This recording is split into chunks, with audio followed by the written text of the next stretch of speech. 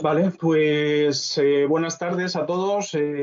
Aprovechamos para presentar a Marcos Concepción Raba, que bueno, nos va a dar una conferencia sobre acción social.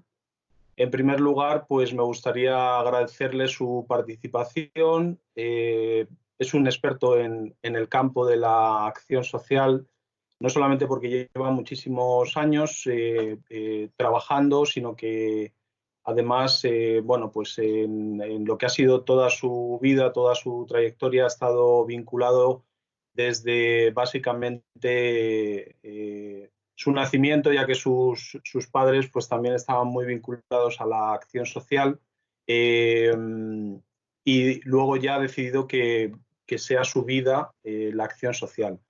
Él nos hablará un poquito de él. Yo prefiero que sea él el que dé unas pinceladas de su vida.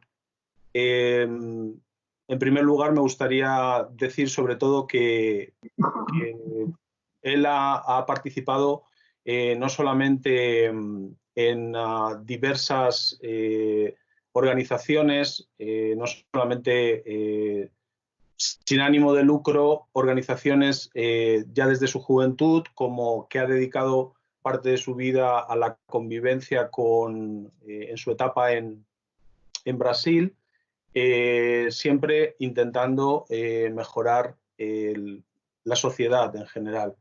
A partir de ahí, pues él ya decide, digamos, dar un giro a su vida y ya lo incluye dentro de lo que sería su trabajo, su vida, y a partir de ahí pues empieza una escalada, como no podía ser de otra manera, en diversas organizaciones de las que nos hablará. Ahora mismo, bueno, pues Marcos forma parte de una de las organizaciones más importantes en la lucha contra el hambre internacional. Ha estado también en otras organizaciones en puestos directivos y bueno, pues actualmente reside en Londres, pero ya digo que por toda su trayectoria pues no solamente ha vivido en Estados Unidos, sino que ha vivido también en Sudamérica. Actualmente está viviendo en Londres. Es una persona que ha recorrido prácticamente todo el mundo. En su currículum es sorprendente pues, que tenga más de 1 millón de kilómetros viajados. Y bueno, pues para mí desde luego es muy gratificante el que Marcos esté hoy con nosotros y nos pueda hablar dentro de esta coyuntura, de esta crisis del COVID-19, que nos pueda hablar sobre todo de esa vertiente social desde dentro. Es decir, muchas veces nos encontramos viendo noticias sobre la posibilidad de ayuda humanitaria, pero realmente hoy tenemos la oportunidad de comprender mejor cómo va a repercutir esta crisis del COVID-19 en los países de bajos ingresos. Marcos nos hará una pequeña presentación, también tiene un vídeo preparado y bueno, pues luego podemos de alguna manera también hacerle preguntas. Así que sin más, Marcos, te doy la palabra y muchas gracias por estar con nosotros. Muchas gracias, Álvaro. ¿Se me oye? Sí. Sí. Vale, muchas gracias. Estoy encantadísimo de estar de poder compartir estos minutos, esta hora con vosotros. Y bueno, cuando hablábamos con Álvaro la posibilidad de tener esta conversación con todos vosotros, a mí, si os soy sincero, era difícil centrarme solo en el COVID-19. Así es que lo que he hecho ha sido un poco traeros un poco la situación o el contexto internacional, sobre todo en los países de bajos ingresos, una cosa bastante rápida. Después ver un poco cómo está afectando esta crisis, esta emergencia global, la pandemia, sobre todo en estos países y para que podamos charlar un rato. Bueno, yo, como me decía Álvaro que me presentara,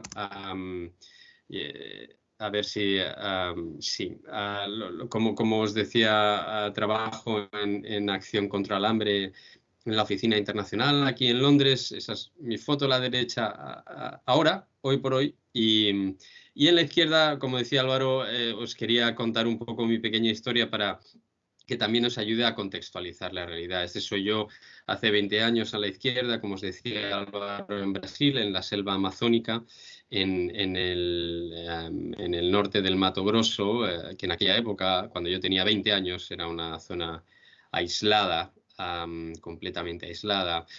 Y como os decía, yo estaba estudiando en la universidad y me fui a hacer un verano de voluntariado a esta zona. Y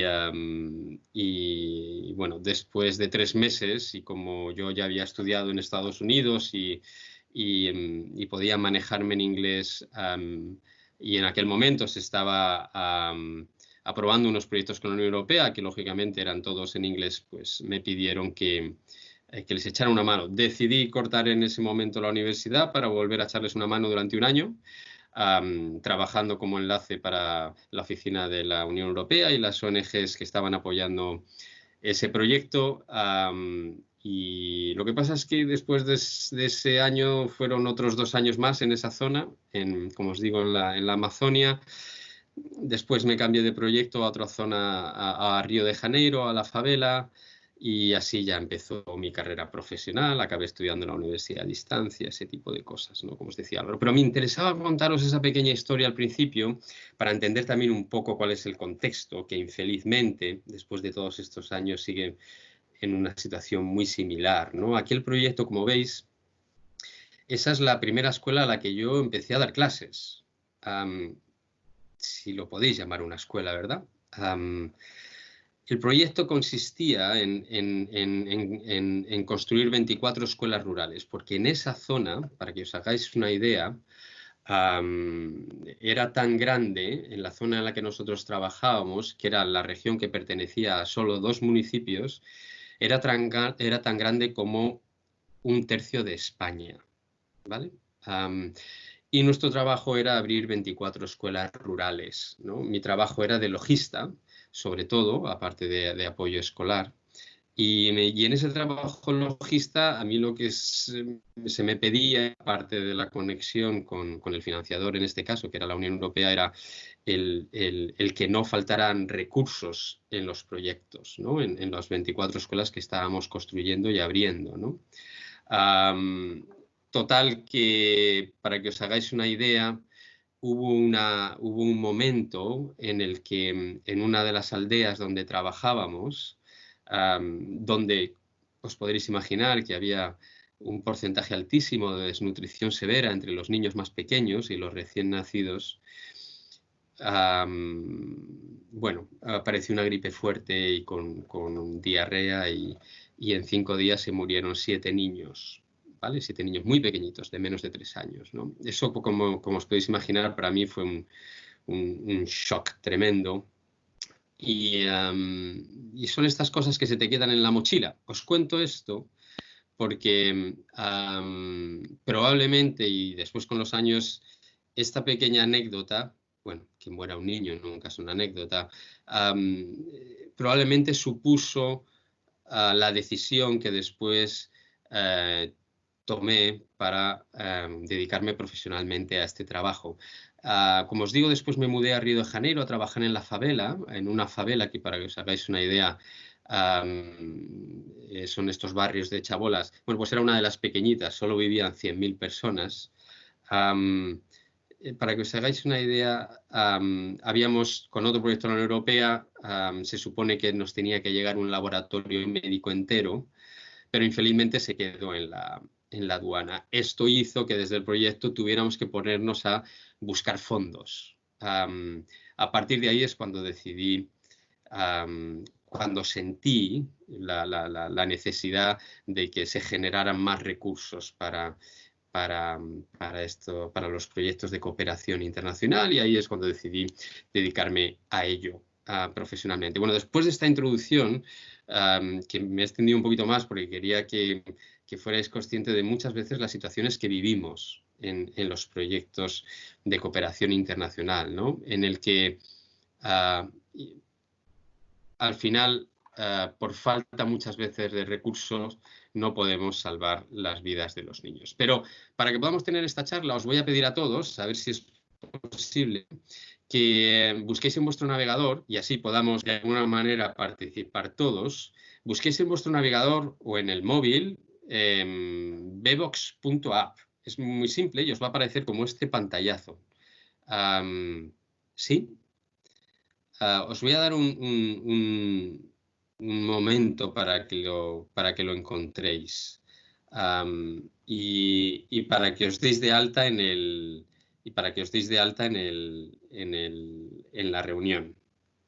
Una vez que habéis encontrado Bbox, os va a pedir que os unáis a la reunión, ponéis Join Meeting, y ahí tenéis que poner esos números, 167 202 371, a ver si lo conseguís.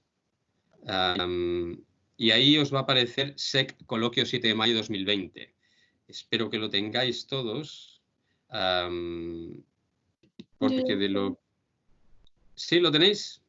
Sí. Genial. Vale, perfecto. Porque esto lo que nos va a permitir es, yo os voy a hacer algunas preguntas y así podemos, bueno, podemos tener podemos tener cierta interacción, que es lo que se trata, porque si yo soy el único que habla, esto va a ser un rollo tremendo. ¿Vale? Bueno, lo que os quería, de las cosas que os quería contar, como os decía al principio, era contar un poco. Como veis en Acción contra el Hambre, por aquí voy a ir muy rápido. Trabajamos en 47 países en 47 países en el mundo. Vale, en la mayor parte de los países, como nosotros nos dedicamos a tratar la desnutrición aguda y la lucha contra el hambre, la mayor parte de estos países son países de renta baja, o los países más pobres, que se llama, o países en conflicto, o países en los que ha habido algún tipo de desastre, ¿vale? Porque en Acción contra el Hambre lo que sobre todo nos dedicamos es a proyectos de nutrición, de atención sanitaria, lógicamente atención de las emergencias, atención mental. Hacemos muchos proyectos de agua y saneamiento básico, higiene, y lógicamente proyectos de desarrollo alimentario, ¿no? El objetivo, como veis, es contribuir al desarrollo de los objetivos. Antes se llamaban los objetivos del milenio, ahora se llaman los objetivos de desarrollo de Naciones Unidas, sobre todo en los que tienen que ver con la lucha contra el hambre, la igualdad de género, el agua y el saneamiento y la salud. ¿De acuerdo? El año pasado, bueno, el año 2008, el año pasado todavía no tenemos los datos, atendimos a 21 millones de personas, ¿vale? Y todo esto lo tenemos que hacer porque infelizmente en el mundo, hoy por hoy, todavía hay 821 millones de personas que están malnutridos, ¿vale? 821 millones de personas que su salud está siendo afectada por carencias nutricionales, ¿no? Todo el mundo sabe más o menos que en el mundo hay 7.500 millones de personas. Bueno, 821 millones de personas tienen dificultades para comer todos los días, pongámoslos de esa manera. Y de ellos, más o menos 2/3 se encuentran en el África subsahariana, o sea, la mayoría en el África subsahariana y en el sudeste asiático, ¿no? Sabéis que India es el país con más malnutridos del mundo. Pero lógicamente, como os podéis imaginar, también la situación de República Democrática del Congo o de Sudán del Sur, de Somalia, son situaciones bastante extremas, ¿no? Pero vamos a hacer un pequeño juego. Bueno, esto os podréis imaginar qué sucede, ¿vale? Porque hay una inequidad, una desigualdad tremenda en el mundo, ¿no? Vale. Os voy a hacer una pregunta ahora. Voy a lanzar el pool que en esa aplicación que os habéis metido para que me respondáis, ¿vale? A ver si lo conseguís y yo consigo hacer el setup este también, porque si os soy sincero, se me ha ido un poco la aplicación. Os voy a hacer esta pregunta. El 1% de la población mundial posee más del doble de la riqueza de ¿cuántos millones de habitantes? ¿Vale? Voy a tener que hacerlo así ahora porque se me ha ido la página, ¿vale? Estoy soltando el pool. ¿Lo tenéis ya? Sí. Vale. A ver cuántos votos tenemos.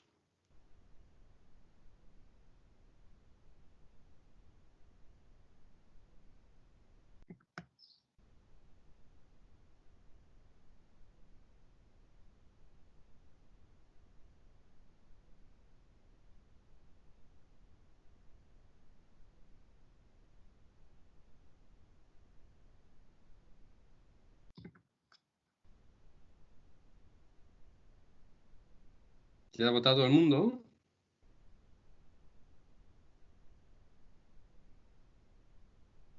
Prometo ir más rápido la siguiente, pero...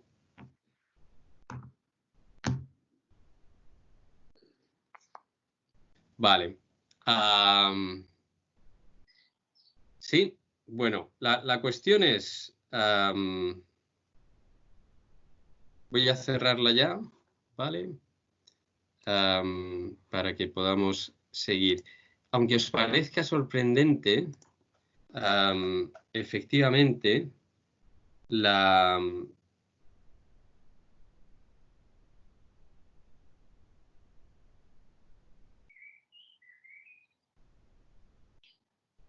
ahora os debería llegar el resultado, pero efectivamente 6.900 millones de personas es el número de personas que tiene una riqueza similar o menos del doble a la riqueza que tiene el 1% de la población más rica.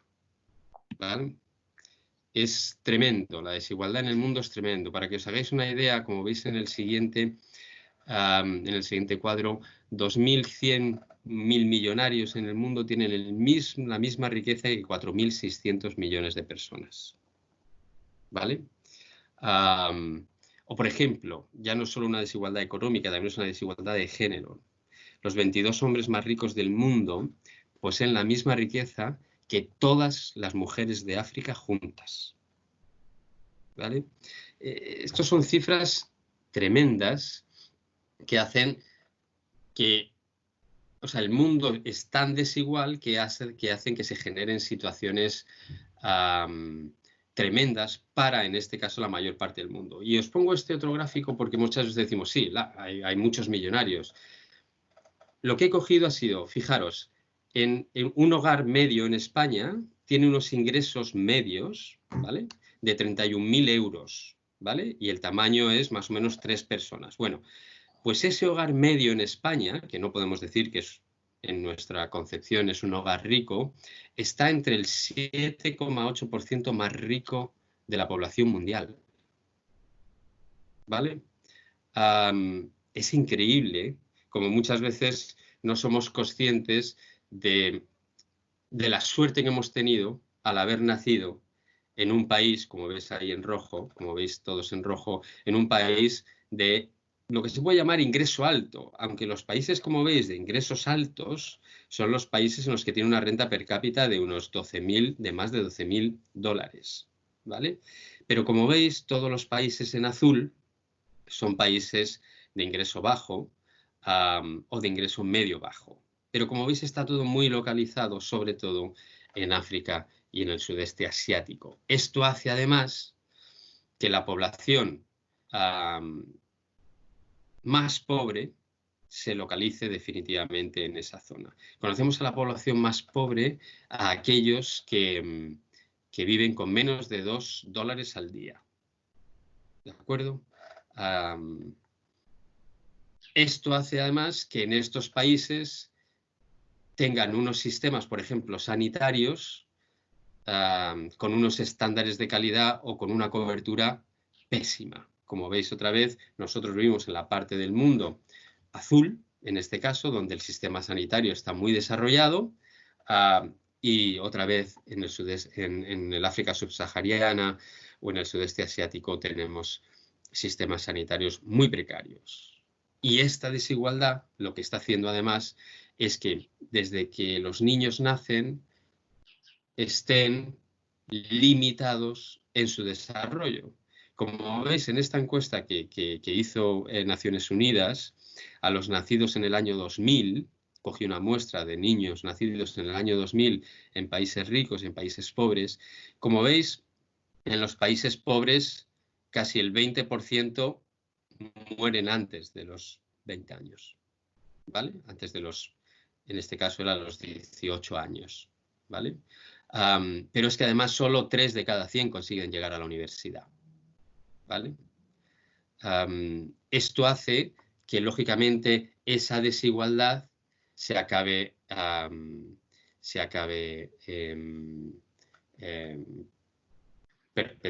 perpetuando, ¿no?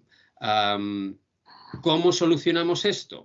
Lógicamente, con el trabajo de las ONGs y con el trabajo de la ayuda oficial al desarrollo, es decir, el apoyo que dan los países más ricos, en este caso en blanco, a los países más pobres.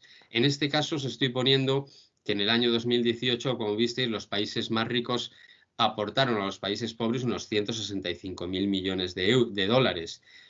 Infelizmente, la mayor parte de eso en préstamos, es decir, que los países pobres tendrían que devolverlos, ¿no? Y como veis, los países que más los recibieron pues fueron Siria, un país en guerra, Yemen, un país en guerra, Etiopía, Afganistán, recién salido de la guerra, ¿no? Países pobres, pero efectivamente e infelizmente teniendo que devolverlos, ¿no? ¿Cuál es esa ayuda oficial al desarrollo? Mira, en el año 1970 Naciones Unidas propuso a todos los países, sobre todo a los países ricos, a los países de la OCDE, que destinaran el 0,7% de su Producto Interior Bruto, de su riqueza, a la ayuda oficial al desarrollo, ¿vale? Como veis, infelizmente, después de 50 años, solo 5 países han llegado al 0,7 o lo han superado. Como veis, Noruega, Holanda, Suecia, Dinamarca y Reino Unido, ¿vale? El resto de países no ha llegado y, por ejemplo, veis que España está en un 0,2, ¿vale? ¿Cuánto sería la ayuda oficial al desarrollo? ¿Cuánto sería la ayuda que destina España a la ayuda al desarrollo? Venga, responded.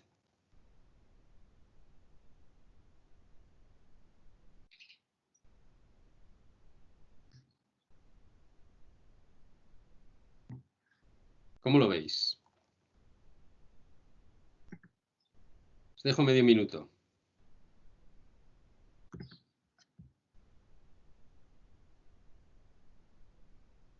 $2.600 millones, 200 millones o 6.000 millones. ¿Cuánto será?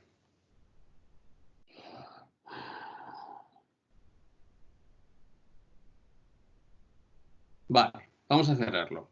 Y os lo digo ahora.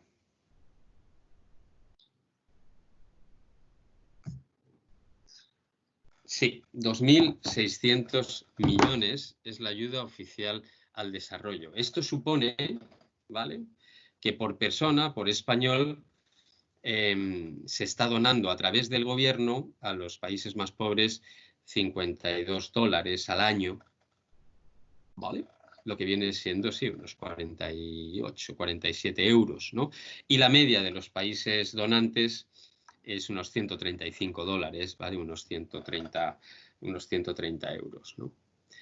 Así es como en muchas ocasiones estos países consiguen salir adelante o desarrollar proyectos que ayuden a mejorar la situación. Pero esa no es solo la ayuda, como veis, en España también hay ayudas privadas, ayudas de la gente, ya no solo a través del gobierno, y como veis la gente sí que dona más, unos 138 euros al año, es un poco la media de donación de los españoles a las ONGs para que hagan toda esa ayuda al desarrollo. Vale, esto era importante para mí, ¿vale? Para poneros un poco en contexto. Para poneros en contexto.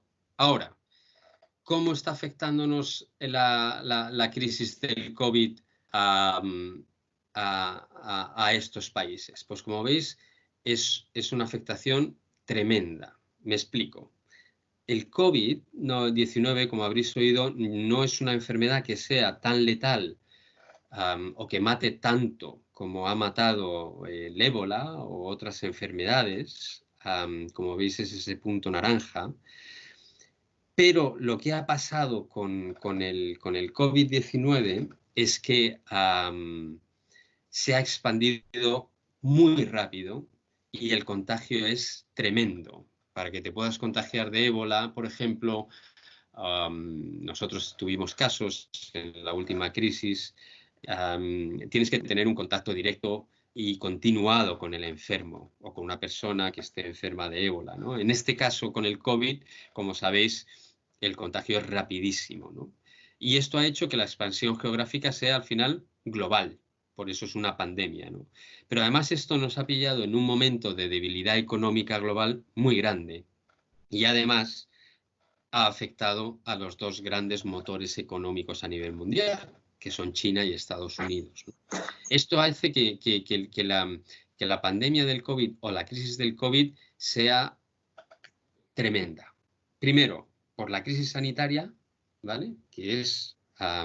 Y segundo, por la crisis socioeconómica que está provocando y que estáis viviendo en España. Estáis teniendo que estudiar desde casa, pero probablemente tengáis noticias de mucha gente que ya está empezando no solo a sufrir o han perdido familiares por el COVID o por la COVID, sino también que están empezando a sufrir los efectos de la crisis económica. Bueno, pues imaginaros esto en países como los que hemos visto antes, con unos índices de pobreza tan enormes, ¿no? Aquí os traigo un par de fotos de nuestros compañeros trabajando tanto en India como en Congo, en República Democrática del Congo, ¿no? Nuestro trabajo ahora se hace muy complicado a la hora de atender a las personas que están en localizaciones tan dispares y tan extremas. Y además nosotros tenemos que tener mucho cuidado,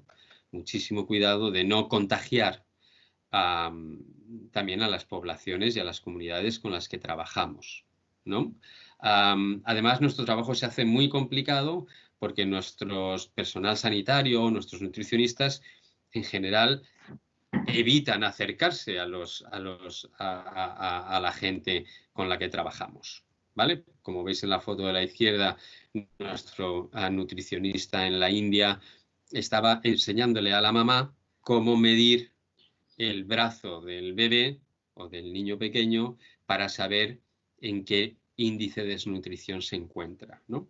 Pero para que os hagamos una idea de cuál es la situación en estos países, os voy a preguntar ahora cuántos ventiladores, que sabéis que son importantes para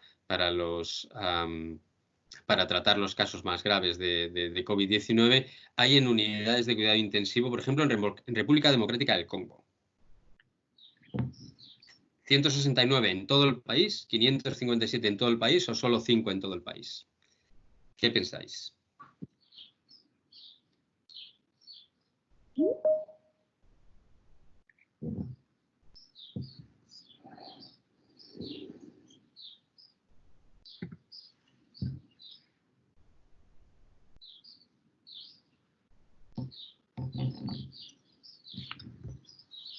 ¿Sí? Sí. Vamos a ver. Pues para que os hagáis una idea, y esto es bastante chocante, en toda República Democrática del Congo solo hay 5 ventiladores. ¿Vale? Esto no quiere decir que es imposible tratar el COVID-19 en países como estos, ¿no? Es decir, hay un ventilador cada 20 millones de habitantes, ¿vale? O en países como en Mali hay 3 ventiladores en todo el país. Esto significa que hay un ventilador para cada 6,5 millones de personas, ¿no? Son cifras realmente escalofriantes en las que da, bueno, muchísimo miedo que el COVID se acabe expandiendo de una manera severa en estos países, ¿no?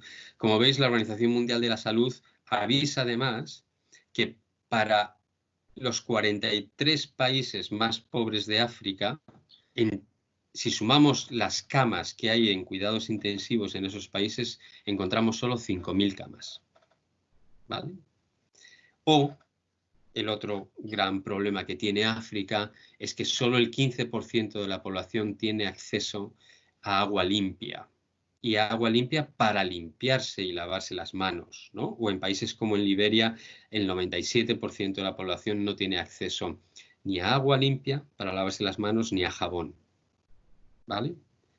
Son datos, bueno, que nosotros ya trabajábamos, que estábamos intentando trabajar en ese sentido a través de nuestros proyectos de agua y saneamiento e higiene, pero que ahora con la crisis del COVID se hacen muchísimos más necesarios. Como veis, el trabajo que estamos haciendo sobre todo es intentar incrementar los dispositivos de saneamiento básico y de agua para que la gente pueda lavarse las manos y evitar el contagio, ¿no? Esto es la primera medida. La otra medida que estamos tomando es poder repartir material sanitario, sobre todo de protección para los nutricionistas y los sanitarios, y entrenar a la gente en el distanciamiento social y a los profesionales en las medidas de protección y el distanciamiento social, ¿no? Estas son las medidas que estamos tomando de manera urgente, readaptando todos los programas que teníamos para poder evitar que la crisis sanitaria vaya más y que la enfermedad se extienda por estos países que, como os decía, son tremendamente débiles en sus sistemas sanitarios. Pero es que además, como os decía antes, a esto se une que la crisis está provocando otra crisis socioeconómica brutal, ¿vale? Como veis, si los países más ricos no crecen, no generan riqueza, no pueden comprar materias primas, por ejemplo, a los países más pobres, que es de lo que viven, básicamente, ¿no? Y en este caso, como veis, la crisis está afectando mucho a España, Italia, Estados Unidos, e incluso está afectando mucho más de lo que ya afectó la crisis del 2008 y 2012. No sé si os acordáis de esa crisis, ¿no? Es decir, lo que se nos espera es una crisis socioeconómica brutal. Por ejemplo, y esta es la otra pregunta que os hago,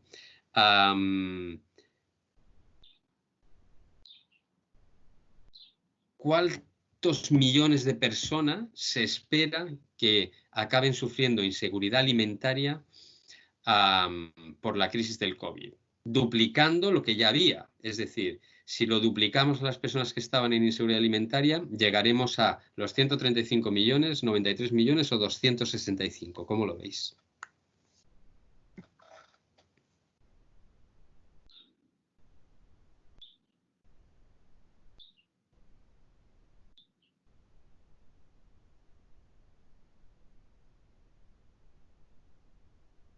Bueno, pues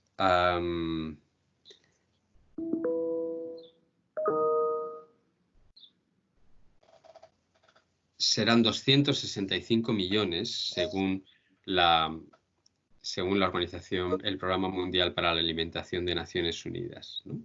El año pasado hubo 130 millones de personas con inseguridad alimentaria aguda. Esto significa que tienen la inseguridad de poder comer al día por lo menos una vez, y se espera que en el 2020, con la crisis del COVID, esta situación se duplique, se agrave hasta los 265 millones de personas, ¿vale? Esto además se va a producir, o se espera que se agrave por las guerras y los conflictos que ya están sucediendo y que se espera que se incrementen, que se incremente el hambre y que se incremente la pobreza, ¿no? Os traigo algunas fotografías del tipo de programas que hacemos para intentar mitigar o paliar los efectos de las guerras, el hambre y la pobreza, ¿no? Como veis, en la foto de la izquierda es un dispositivo que nosotros llamamos MUAC, que sirve para identificar la malnutrición severa. ¿Veis? Es como una especie de brazalete que se pone en el brazo de los niños y que si infelizmente el diámetro sale en rojo, ahí tienes desnutrición severa. Si es amarillo es malnutrición y si es verde, bueno, es un niño que no tiene un problema nutricional. Pero, para que os hagáis una idea, y si tenéis una moneda de 2 euros cerca, el diámetro rojo es solo un poquito más que el diámetro de una moneda de 2 euros. ¿Vale? Si podéis coger una moneda de 2 euros en vuestra mano, vais a ver cómo sería el diámetro del bracito de un niño con desnutrición severa. Vale. ¿Cómo tratamos esto? Lo tratamos con lo que se llama la alimentación. Bueno, el Pamplinat es la alimentación preparada para tratar la desnutrición, que es una especie de crema de cacahuete súper nutritiva, hipernutritiva, que las mamás y los papás se pueden llevar a casa y pueden tratar la desnutrición y la malnutrición severa desde sus casas, porque el gran problema que teníamos, uno de los grandes problemas que teníamos las ONGs a la hora de tratar la malnutrición, era que los niños se tenían que quedar ingresados en los centros de salud. Y esto para muchas familias era inviable porque tenían que trabajar, porque si no se morían también ellos, ¿no? Total que a partir de la invención del Pamplinat está siendo mucho más fácil el tratamiento de la desnutrición severa, ¿no? Como os decía antes, otro de las grandes iniciativas que llevamos años trabajando para evitar la diarrea, que es una de las grandes causas de la desnutrición y de la mortandad en edades de menos de 3 años, es el acceso al agua limpia.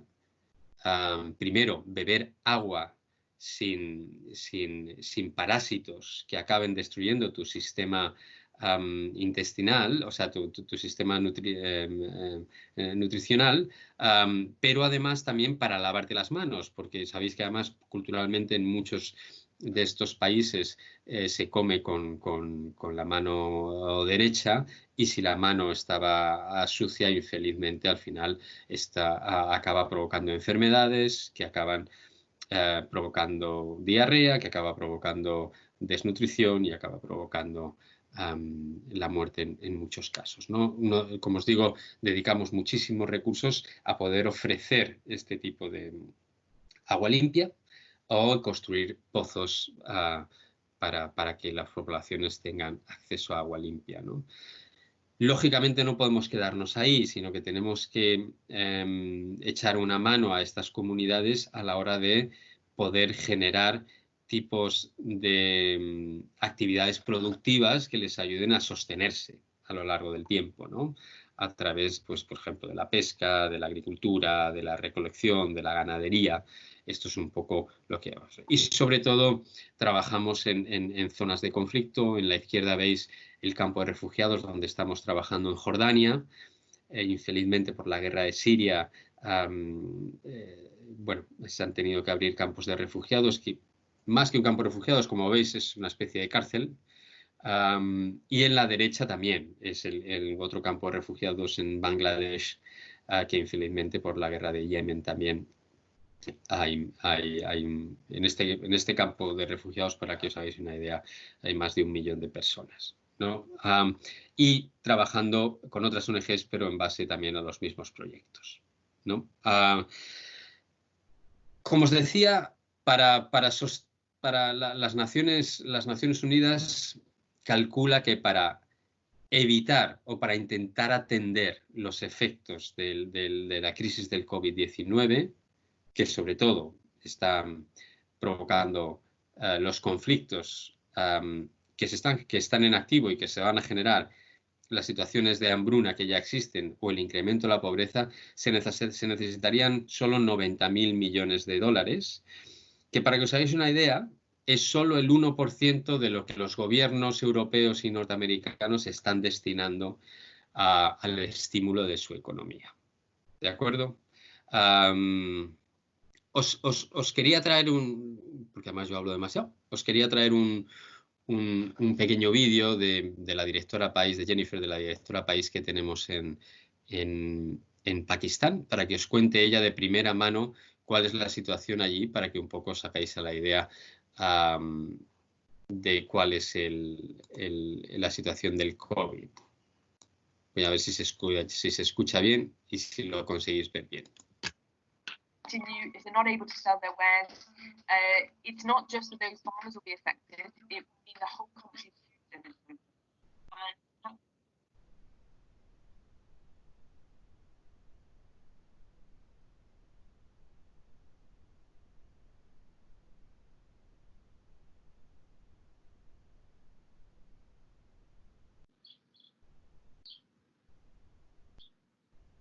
Marcos, disculpa, no se le escucha, no se oye el sonido. No se oye el sonido. A ver cómo lo podemos hacer. Tienes los cascos quitados, ¿verdad? Sí. A ver si lo podemos ver desde aquí.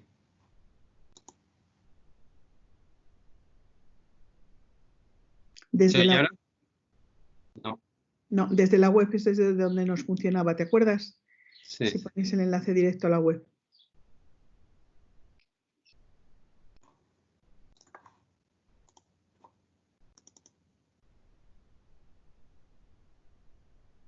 ¿Ahora? No.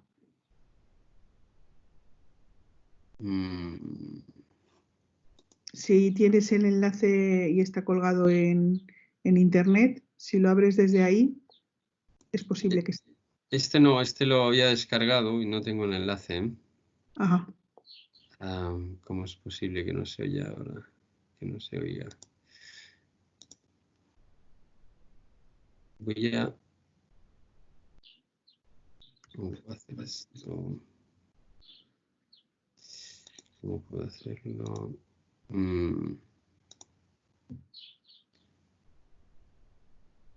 A ver si ahora compartiendo directamente.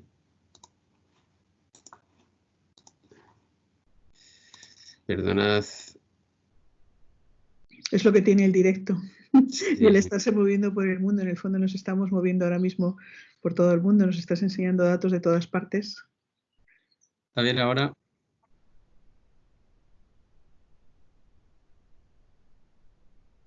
No.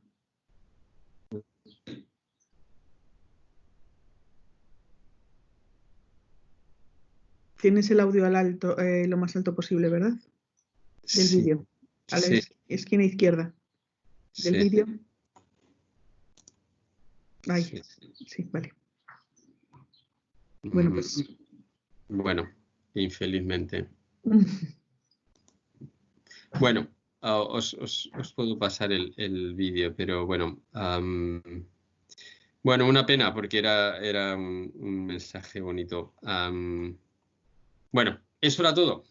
Al final lo que comentaba Jennifer era la situación que están viviendo las familias con las que trabajamos en Pakistán, ¿no? Que aunque la enfermedad en países vecinos como Afganistán y Irán se ha extendido, allí no están notando en exceso las consecuencias. No hay ninguna capacidad de hacer test, pero el problema que están teniendo es que por el confinamiento las familias no pueden ir a trabajar y tampoco tienen quien les compre. Y esto está generando una situación tremendamente complicada y preocupante en niveles porque no están consiguiendo ni poder ir a recoger sus cosechas por el confinamiento, ni poder ir a venderlas. Y tampoco hay nadie que las compre. Esto supone, como os decía, entrar en esa, bueno, en esa parte o estar catalogado o entrar en esa zona en la que, de inseguridad alimentaria, en la que no sabes si vas a comer de un día para otro, ni tú ni tus hijos, ¿no? Esta es un poco la situación en la que nos movemos. Bueno, este era mi mensaje y esto era un poco, después de intentar contextualizar un poco lo que os quería comentar sobre cuál es la situación en estos países y cómo, por lo menos desde las ONGs y Acción contra el Hambre concretamente, estamos trabajando el tema.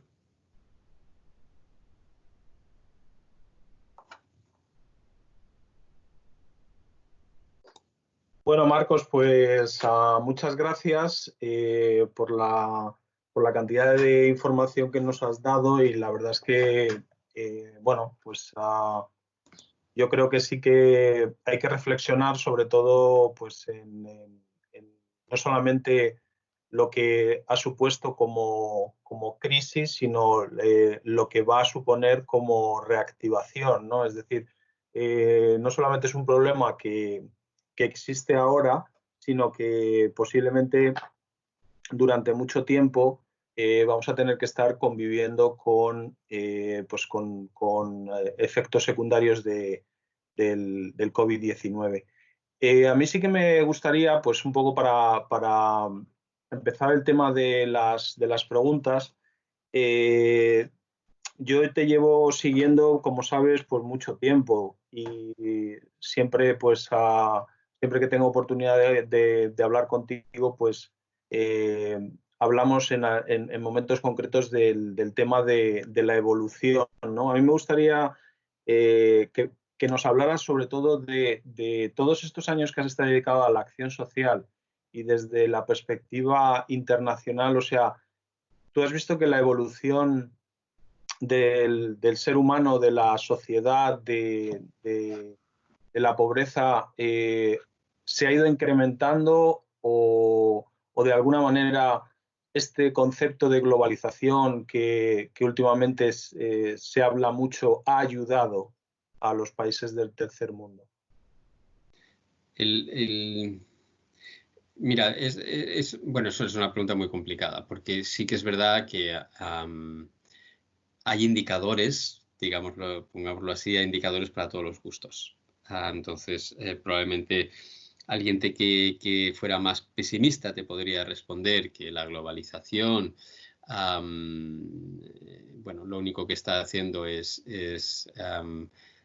generar más desigualdad y más pobreza, y con datos, con otros datos o datos muy similares, cualquier otro te podría responder todo lo contrario.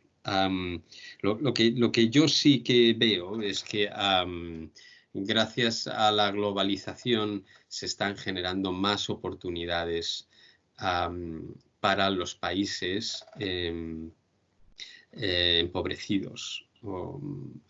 Y digo países empobrecidos porque tenemos que ser muy conscientes de que ningún país quiere estar ningún país quiere estar en una situación de pobreza y nadie personalmente quiere ser pobre, ¿vale? Es decir, si uno es pobre o su país es pobre, vale. No digo que no digo que no tenga nada que ver con sus políticos o con las decisiones que toman como país, pero muchas veces, y todo esto ya está muy trabajado, tiene mucho que ver con la historia, ¿no? Y si os fijáis, los países más pobres del mundo al final se concentran en unas zonas donde la colonización por parte de los países europeos fue más fuerte y el proceso de descolonización fue más, llamémoslo, pongámoslo de esta manera, con menos escrúpulos. Entonces, a lo que me refiero, por eso es mejor llamarlos países empobrecidos, ¿no? Porque ahora, sí que es verdad que la globalización, desde mi punto de vista, les está generando más oportunidades. ¿vale? De ser menos dependientes, de poder generar sus propias decisiones, de no ser tan dependientes de lo que históricamente conocíamos como las colonias o de los países ricos. Infelizmente, y esto es un hecho objetivo, por el tipo de globalización que se ha desarrollado, por lo menos hasta ahora, veremos a ver qué pasa con el COVID-19, pero sí que es verdad que esa globalización está generando más desigualdades. Y eso es, como hemos visto, es un problema muy grande. Cuando me refiero a que hay más oportunidades es porque si efectivamente tomas los datos, aunque llevamos años en los que está creciendo el número de hambrientos, de personas dentro de ese ratio de inseguridad alimentaria severa, aunque llevamos años que va creciendo, también es verdad que la población mundial ha crecido más rápido, es decir, que es un problema que poquito a poco se va mitigando, pero no de una manera... y lo mismo pasa con la educación, cada vez hay más niños con derecho a la educación, muy poquito más con la sanidad, pero es verdad que la mortalidad infantil también se ha reducido en los últimos 20 o 25 años, ¿no? Es decir, sí que vemos que la globalización ha traído más oportunidades, pero infelizmente la brecha entre los países ricos y los países pobres nunca había sido tan grande, ¿no? Y esto es un problema, como hemos visto en los datos, por ejemplo, en el desarrollo de los sistemas de salud, o en los sistemas educativos, o en los sistemas de reparto de la riqueza. Todo eso está afectando muy negativamente.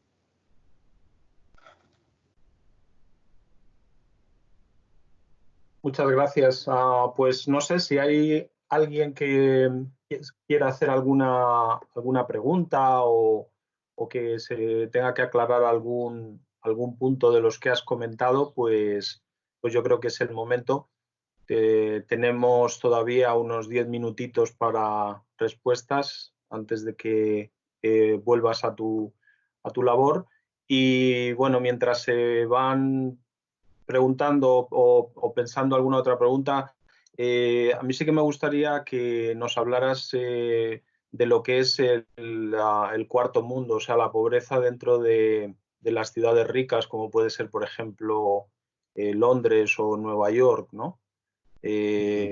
¿Cómo enfocáis también ese punto? Porque yo creo que estas ciudades cada vez también se está notando más la diferencia, ¿no? La cantidad de pobres que deambulan por Londres, por ejemplo, o por Nueva York, pues cada vez es mayor.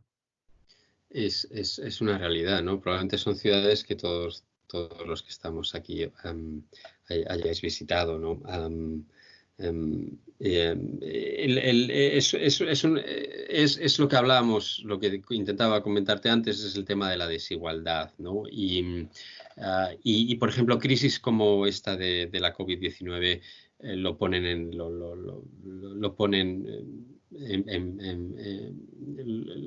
nos lo muestran claramente, ¿no?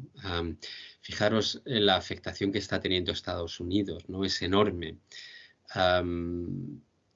Una de las razones, o la razón más clara de por qué está habiendo tantos miles de muertos en Estados Unidos, aparte de porque tienen mucha más población que España, por ejemplo, pero bueno, si la pones en contexto con la Unión Europea, es porque no hay una sanidad universal como la conocemos en Europa. Y muchísima gente no tiene seguro médico, o el seguro médico que tienen no les cubre todo un tratamiento. Y entonces, bueno, pues les da, no van al médico, y entonces al final o acaban muriendo o acaban pasándolo muy mal. Para que os hagáis una idea, en Estados Unidos el 30% de la gente que tiene empleo, ¿vale? El 30% de la gente que tiene empleo está por debajo del umbral de la pobreza, ¿vale? El umbral de la pobreza es cuando ganas la mitad de la media del salario medio en el país. Entonces, para que os hagáis una idea, en países como en Estados Unidos, que esto es bastante impensable en Europa, pero en países como Estados Unidos, el 30% de la gente que trabaja, que sí que trabaja, está en una situación de pobreza, ¿no? Esto es lo que provoca que en países ricos como Estados Unidos, como España, como Italia o como Reino Unido veamos bueno, situaciones tan extremas como las que estamos viviendo con el COVID, ¿no? Familias en España que están teniendo que comer de Telepizza, que es lo único que les está ofreciendo, creo que en este caso la Comunidad de Madrid, porque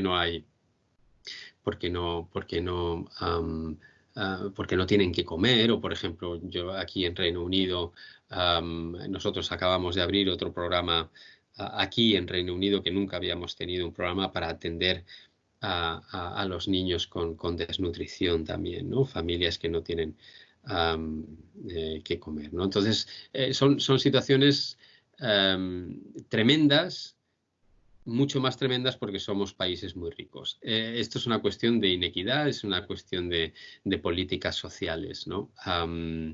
Bueno, infelizmente en esta crisis está mostrando qué países estaban mejor preparados, con qué sistemas de protección social más desarrollados, como es en el caso de Alemania o como es en el caso de los países nórdicos, y en qué países todavía nos quedaba camino por andar para que todo el mundo pudiera ser atendido de una manera, bueno, más mínima, por lo menos mínima, ¿no? Y sí, realmente es un tema de desigualdad, es un tema básicamente de desigualdad.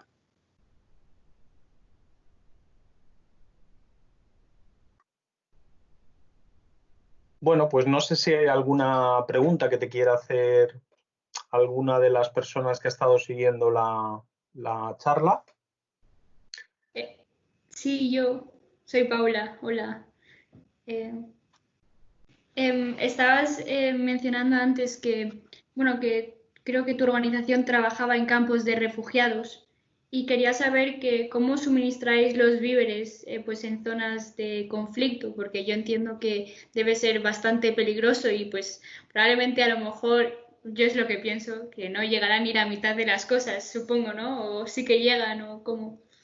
Mira, no sé cómo te llamas, Paula, veo que se iluminaba tú eso. Paula, genial tu pregunta, buenísima, porque efectivamente teníamos muchos problemas en los campos de refugiados. Al final es muy complicado trabajar en un campo de refugiados porque suelen estar gestionados por los gobiernos de acogida o el bando que acoge, ¿no?, en un conflicto, ¿no? Y entonces las situaciones suelen ser muy, muy complicadas a la hora de poder cumplir con todos los procesos administrativos y protocolos de seguridad que te exigen. Aún así, nuestro primer gran problema es llevar allí los suministros, ¿no? Y después, efectivamente, era repartirlos. Llegó un momento, y esto ya hace unos años, en los que nos cuestionábamos que al final repartir la comida como tal estaba siendo contraproducente. No solo nosotros, Acción contra el Hambre, que era lo que nos dedicamos, sino muchas otras organizaciones, como las organizaciones de Naciones Unidas o como ACNUR. ¿Por qué? Porque al final, en un campo de refugiados, tú estás obligado a llegar a un campo de refugiados porque en tu país hay una guerra tremenda y te van a matar. Entonces coges a tu familia y te vas a otro sitio a refugiarte. Te acogen en un campo de refugiados. Es decir, tú eras profesor de un instituto o eras abogado o eras campesino, viene una guerra y tienes que dejarlo todo e irte a un campo de refugiados donde te van a hacer vivir en una tienda de campaña, en el mejor de los casos en un barracón, y ahí tienes que quedarte sin poder hacer nada. Entonces, lo que descubrimos, Paula, fue que la mejor manera de ayudar a esta gente era entregar cash, ¿vale? Entregar dinero. ¿Por qué? Sobre todo por respeto a la dignidad de las personas. Entonces, nosotros y Naciones Unidas, al final la cooperación internacional llegó a la conclusión de si entregábamos, en vez de 1 kilo de arroz, entregábamos 3 euros, 10 euros, esa persona podría gastarse 3 euros en arroz, en vez de para 2 meses, podría tenerlo para un mes, y con el restante podría comprar alguna otra cosa para poder vender, de tal manera que se generara cierta economía en el campo de refugiados para que la gente pudiera, al final, primero, poder desarrollarse como persona y después también poder ir generando ocupaciones y poder ir generando o poder ir simulando dentro de lo que cabe una vida normal. No sé si me explico. Es decir, inevitablemente hay que seguir en zonas como las que hemos visto, la fotografía que os enseñaba de Jordania, en esos campos refugiados ahí no hay nada, y aunque se están haciendo huertas comunitarias, pues al final la harina, el arroz y hay algunas cuestiones base que se siguen entregando en especie. Pero la solución a esa situación, también para evitar corruptelas, porque al final nosotros tenemos que llevar la comida allí junto con el gobierno de turno, y si el gobierno de turno es un gobierno corrupto, nos complicaba y al final nos quitaba la mitad de la comida, no, como tú decías, a veces no llegaba. Entonces, de esta manera, lo que sí que nos aseguramos es que el dinero que nosotros llevamos allí se entrega en su totalidad, ¿no? Pero sobre todo, por lo que te decía al principio, con el objetivo de devolver la dignidad a las personas para que puedan desarrollarse como tal, generar sus pequeños negocios y a partir de ahí que en el campo de refugiados se pueda, dentro de lo que cabe, recuperar un poco una vida normal. De todas maneras, Paula, si hay alguna organización o si hay algunas organizaciones en el mundo que están controladas y auditadas, esas son las organizaciones, las ONGs. ¿De acuerdo? Porque como gestionamos mucho dinero público y además también gestionamos mucho dinero que la gente nos ha dado solidariamente, sin esperar nada a cambio, las ONGs, no solo por protocolos administrativos e internacionales, sino también nos autoimponemos auditorías financieras súper estrictas. Y ya no solo financieras, sino de otro tipo de auditorías. De tal manera que sí, créeme que hacemos todo lo posible para que al final los recursos que manejamos lleguen a la gente que los necesita. Infelizmente no siempre podemos decir lo mismo de cuando hay una ayuda bilateral, país rico, país pobre, porque ese país pobre muchas veces bueno, por corruptelas se queda en el camino y muchas otras veces los países ricos no solo lo entregan a los países que más lo necesitan, sino lo entregan a los países que mejor les viene. Por ejemplo, ya sabes que Marruecos no es uno de los países más pobres de África, sin embargo, es uno de los países con los que más colabora España. Sí. Y eso es porque tenemos muchos intereses económicos en Marruecos, no porque Marruecos necesite nuestra cooperación más que Congo, Somalia o Mali. No sé si me explico. Por eso, sin embargo, las ONGs no nos movemos por esos criterios, nos movemos por criterios estrictamente de necesidad de los beneficiarios. Vale, muchas gracias.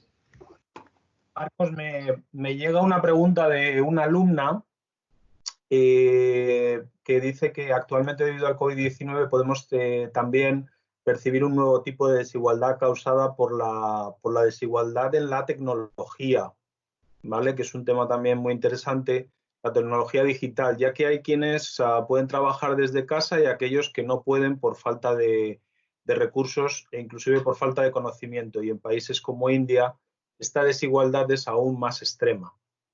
¿Cuáles pueden ser las consecuencias y el impacto de eso en países subdesarrollados que no tienen recursos? Tremendas también.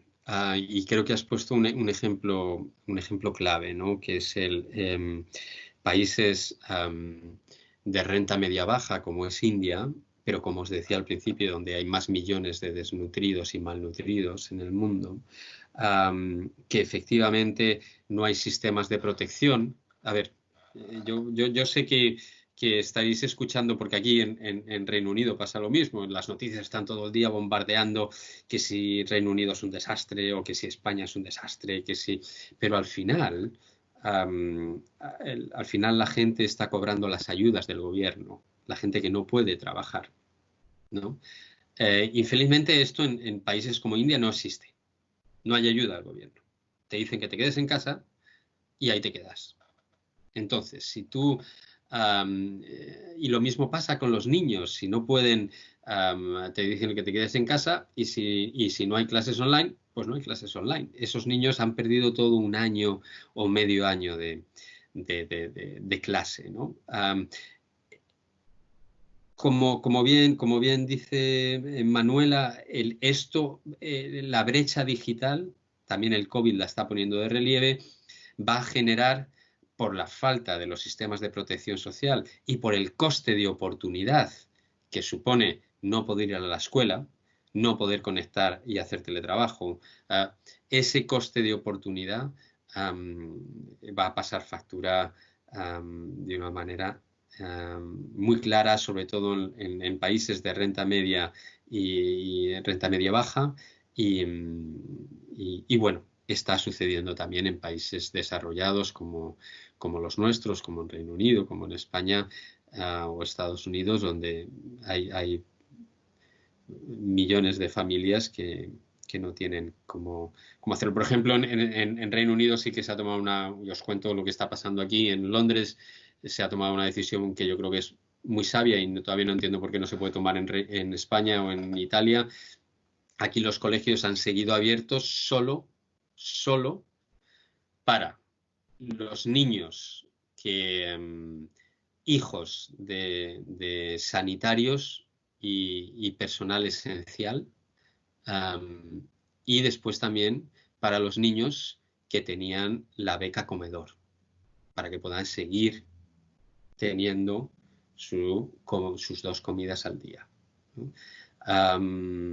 Pero lo mismo, hay muchos niños que por no tener ordenador o conexión a internet en casa están pudiendo ir al colegio para poder seguir desde el colegio, recibir las clases online que les están dando los profesores desde sus casas, ¿no?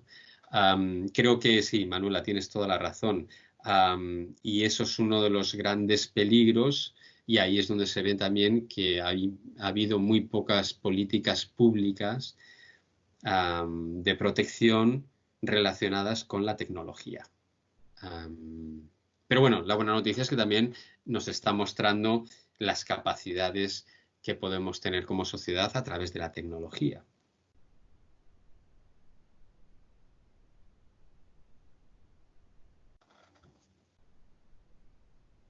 Bueno, Marcos, pues no te entretenemos más. No sé si hay alguien que quiera hacer una última pregunta. Yo por mí me quedaría hablando contigo toda la tarde, pero tienes que volver a tus obligaciones. Perdona, Entonces, Marcos, yo tengo una pregunta y discúlpame. ¿Habéis hecho algún tipo de cuantificación de las pérdidas económicas que va a suponer para este tipo de organizaciones como las que tú estás representando esta crisis económica? Porque creo que es una reflexión muy importante, porque tú nos has estado contando lo mal que estamos en condiciones normales. Pero económicamente, ¿esto qué va a suponer en ellas? Es decir, si estábamos muy mal, pues vamos a empeorar un tanto, para quedarnos con una idea mucho más, o sea, más global todavía, un solo número o algo así. Mira, Matilde, todavía no lo sabemos y esto es un problema muy grave, pero ya lo estamos notando. Y lo estamos notando porque nosotros recibimos mucho dinero de la Unión Europea y de la cooperación norteamericana de Estados Unidos y ya nos han avisado que tenemos que readaptar los presupuestos de los proyectos que teníamos aprobados. Pero bueno, a niveles que no nos esperábamos, de porcentajes muy altos, de 20-30% de ajustes. Y bueno, va por países, lógicamente la cooperación alemana no hemos recibido noticia, lo cual es buena señal. Y después, si te soy sincero, quien mejor se está comportando son las personas físicas, la gente normal. Ahí estamos notando todavía poco. la gente sigue apoyándonos y donándonos, pero infelizmente también hemos notado que se han reducido los ingresos casi en un 10% en países como España o como Francia, ¿no? O Estados Unidos.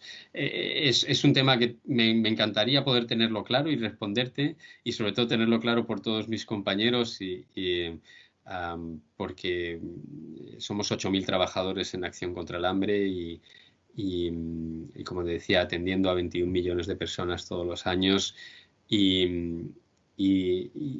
bueno, al final, si se reducen nuestros ingresos, se reduce nuestra capacidad para atender a estas poblaciones y a estas comunidades. No tenemos todavía muy claro cuál va a ser la estrategia en la Unión Europea. Sí que hemos recibido de la cooperación norteamericana algunas señales muy preocupantes, no solo en porcentaje de ajustes, sino, por ejemplo, nos están pidiendo que veladamente, porque nos están exigiendo auditorías a nuestros vendedores de material. Esto sugiere que no van a seguir pagando facturas que vengan de por ejemplo, proveedores chinos. Y estas guerras comerciales que a nosotros no nos deberían afectar y no nos deberían, pues también nos están afectando, ¿no? Pero sí, esperamos que la cosa se ponga complicada. Marcos, perdón, una última pregunta. Soy Ana, profesora de diploma. Tú sabes que tenemos un proyecto, los alumnos de diploma cumplen con unas ciertas horas de comunidad, acción y servicio. ¿Se te ocurre algo que pudiéramos hacer en concreto, alguna acción para poder ayudar en este momento? Sería en nuestro contexto por el momento en España. ¿Algo que podrían hacer los alumnos como algún proyecto de acción y servicio en concreto? Sería genial. El problema es el confinamiento, ¿no? Y entendemos que, bueno, primero, como ves, nuestra operativa es muy concreta y en países donde infelizmente los alumnos no pueden llegar, ¿no? Y al final también es muy específica nuestra labor. Entonces, nosotros en general no tenemos voluntarios en terreno, primero porque solemos trabajar en zonas muy peligrosas. En Somalia, le comentaba el otro día a Álvaro, ¿no? Que como este año, a final del año pasado, mataron a 3 compañeros en la guerrilla. Entonces, en ese sentido, como acción social, para nuestro caso es complicado, aunque sí que tenemos proyectos en España, pero los proyectos que estamos desarrollando es de apoyo psicosocial a familias en España, aparte de todo el material sanitario que hemos entregado a varios hospitales, sobre todo en Cataluña, ¿no? Pero en este caso, la mejor ayuda que nos podéis aportar es, lógicamente, es la ayuda económica.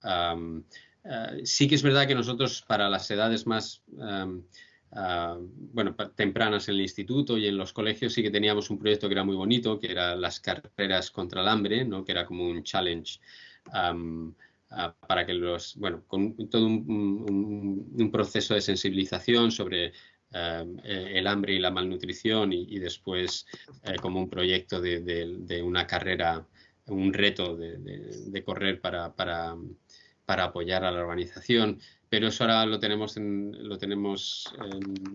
poco parado por el tema del confinamiento. Yo creo, mira, yo por ejemplo estoy siendo voluntario aquí en mi barrio, en Londres, ¿no? En Greenwich. Sería muy bueno. Lo que pasa es que para los menores de edad es más complicado. Yo os animo que podáis apoyar a cualquier otra ONG que esté en terreno apoyando a las familias que más lo necesitan en España.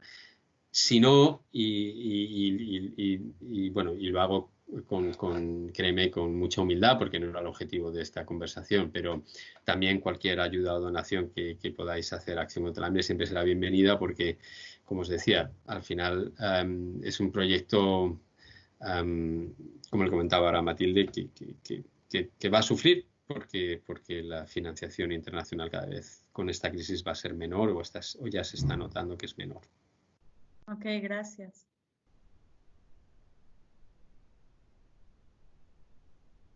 Chicos, ¿tienen preguntas tal vez?